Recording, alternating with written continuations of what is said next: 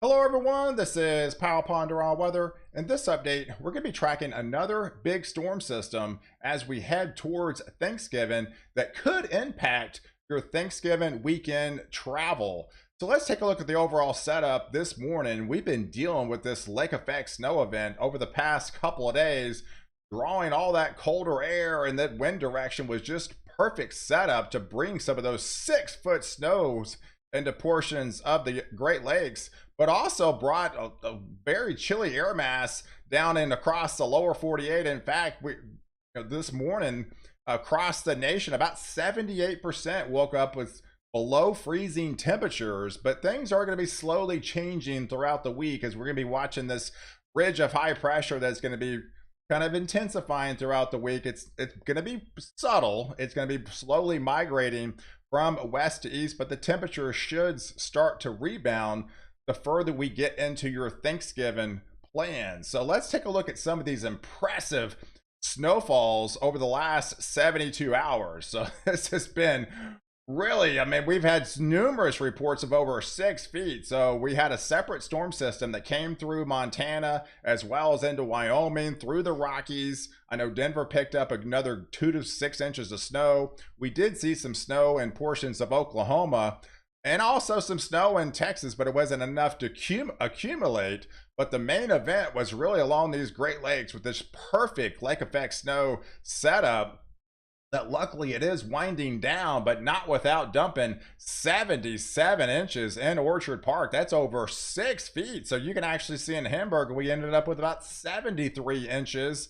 And then Natural Bridge, that's 72 inches, another 6 foot, which is pretty historic because not only did Lake Erie produce a 6 foot total, but also Lake Ontario actually pushed a 6 foot total as well. So yeah, we had multiple lakes produce 6 foot snowfall totals. That is difficult to do. In fact, we had a same type synoptic setup back in 2014, ironically, really around the same dates, November 17th through the 19th, of another historic event that unfolded that produced some 70-inch totals back in that event, and it happened again. So but that's not going anywhere anytime soon, as it's going to be taking months for it to melt. But unfortunately, we got another potential storm on the way, but it's going to be calming down over the next couple of days for a good chunk of the country. So here's the precipitation just for the next, through Wednesday. And it's pretty high and dry across the west, across the central US, but the only action in town with some rain has been basically on the outskirts of Dallas and into central Texas. Could pick up some decent amounts down into South Texas, well towards the Houston area, but really just along the deep south into the southeast could pick up some sporadic rain showers, but heavier amounts as we go into Florida. But then that lake effect snows are going to be winding down over just today, and then it'll be moving out towards into Montreal and head towards Toronto, with some of that snow still to come for them over the next day or two. But everything's going to be changing as we get into, say, Wednesday afternoon. So we are going to have that kind of active subtropical jet down here further to the south, but where all eyes are going to be with this troughing mechanism that's going to be coming in off the coast. So by the time we get into Wednesday afternoon, we're going to be seeing some snow flying into portions of Idaho, going into Montana.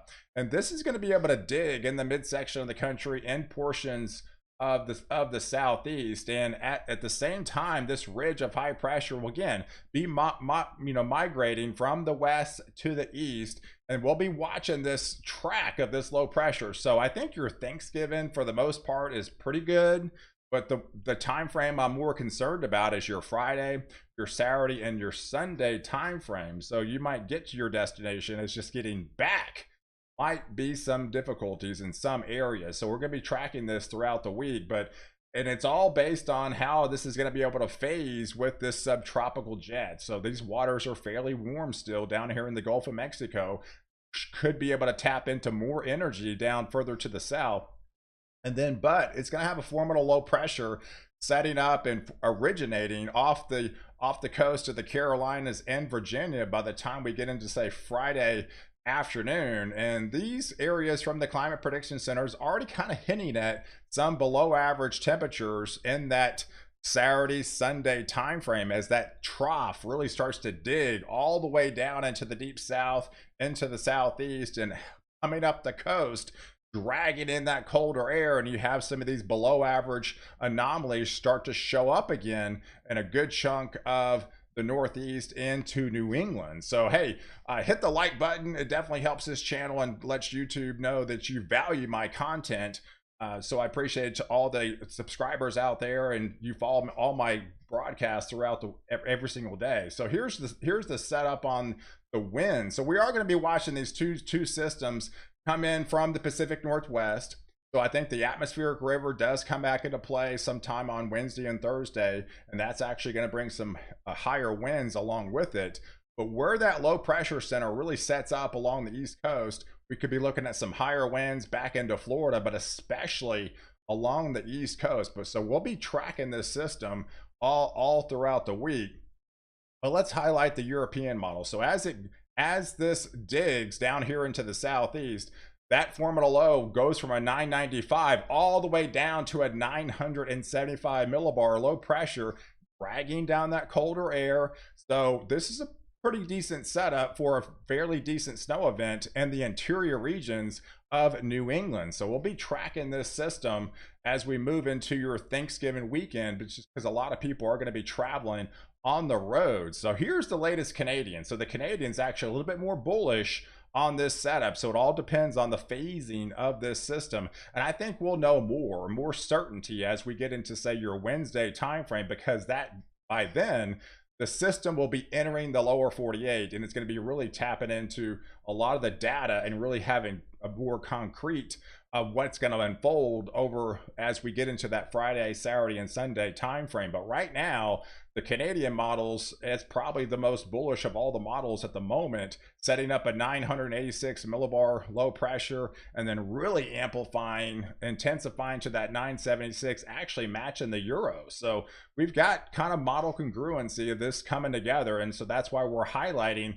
this event and give you kind of plenty of advance warning on this particular setup that could unfold across portions of the Ohio Valley, getting along the East Coast, but especially into the Mid-Atlantic and going into New England, with probably some pretty good snows are going to be unfolding across those regions into the weekend. But yeah, there's your warm up. It ain't much of a warm up, guys. I mean, here's your overall temperature anomalies over the next 5 days. So we see that ridge. It's been over a good chunk of Alaska into British Columbia, and that ridge is, again, will be slowly building. So by the time I think you get into even your Friday timeframe, you might see the first above average temperatures you've seen across portions of Oklahoma and Texas in like 2 weeks.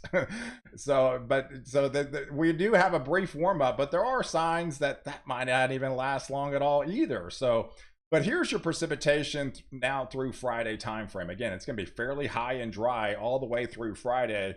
I think your Thanksgiving's good, and then beginnings of Friday's decent, but where the setup unfolds across this region as we move into your Friday afternoon, especially into Saturday and your Sunday timeframe, because even on the ensemble members, guys, we've got a formidable low pressure setting up off the East Coast, so we're going to be having to watch this system. And there's your latest Canadian as well, with that ridge slowly trying to build from the west to east all throughout the week. Then we'll have that formidable low pressure center setting up over the Northeast, pulling in that colder air, getting into that northwest flow again. You have that cross polar flow type setup dynamics.